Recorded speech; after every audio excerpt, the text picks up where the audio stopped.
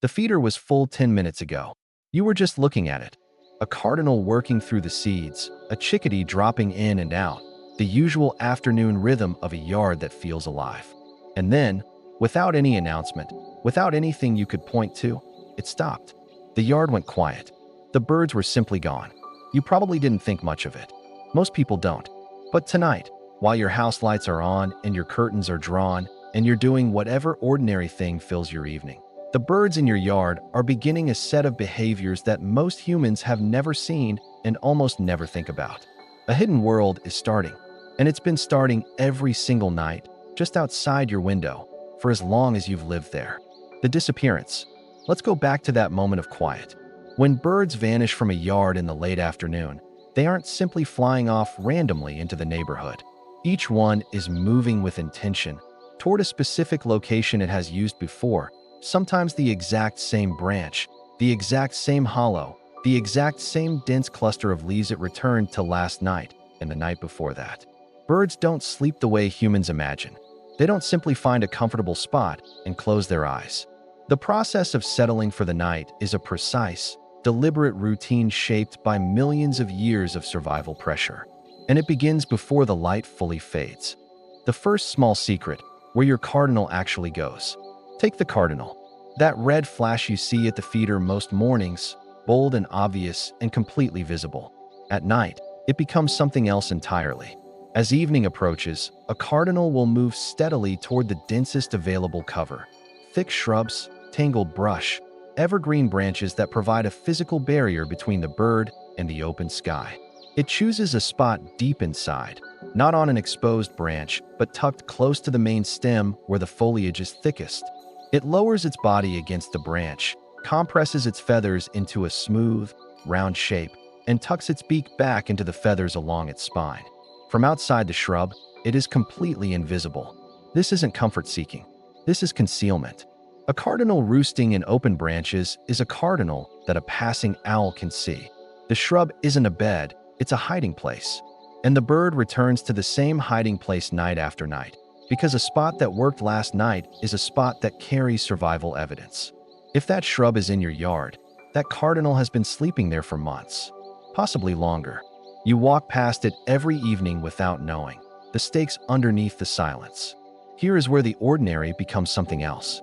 A small bird at night is not resting in the way a large mammal rests. It is fighting, quietly, invisibly, with its entire biology focused on a single problem: staying warm enough to survive until morning. A chickadee weighs about 11 grams. To put that in perspective, it weighs less than 4 pennies. And on a winter night, the temperature outside can drop 30–40 degrees below its core body temperature. That gap has to be maintained all night, every night, or the bird dies. What chickadees do to survive this is called regulated hypothermia, and it is one of the most extraordinary things happening in your yard right now. As the temperature drops, a chickadee deliberately lowers its own body temperature. Not all the way, not dangerously, but enough to reduce the energy it burns through the night by as much as 20%. Its metabolism slows. Its breathing slows. It enters a state that is not quite sleep in the human sense, more like a controlled lowering of every system to the absolute minimum required to stay alive. And then it has to shiver itself awake. Every morning, before it can fly, before it can eat, a chickadee has to generate enough heat to bring its body temperature back to functional levels.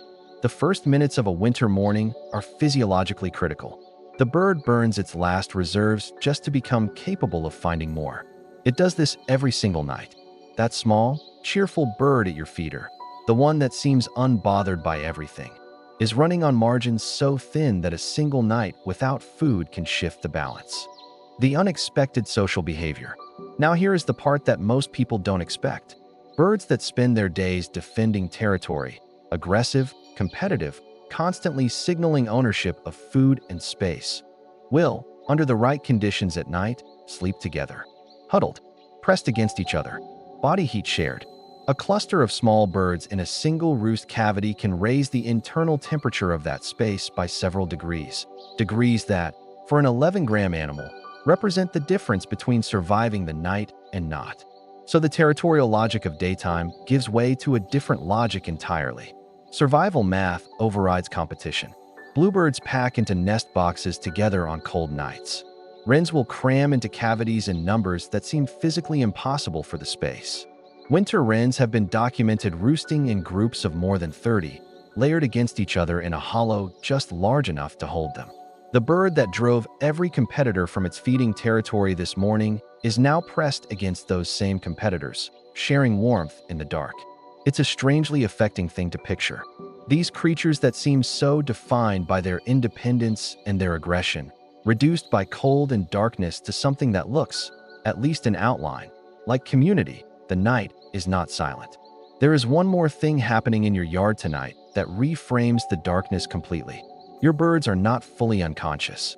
Birds practice something called unihemispheric sleep, a form of rest in which one half of the brain sleeps while the other remains partially active. One eye closes, the other stays open, monitoring the environment for movement, for shadow, for the particular silence that means something large is nearby. When an owl calls in the distance, a roosting bird doesn't need to be fully awake to register it.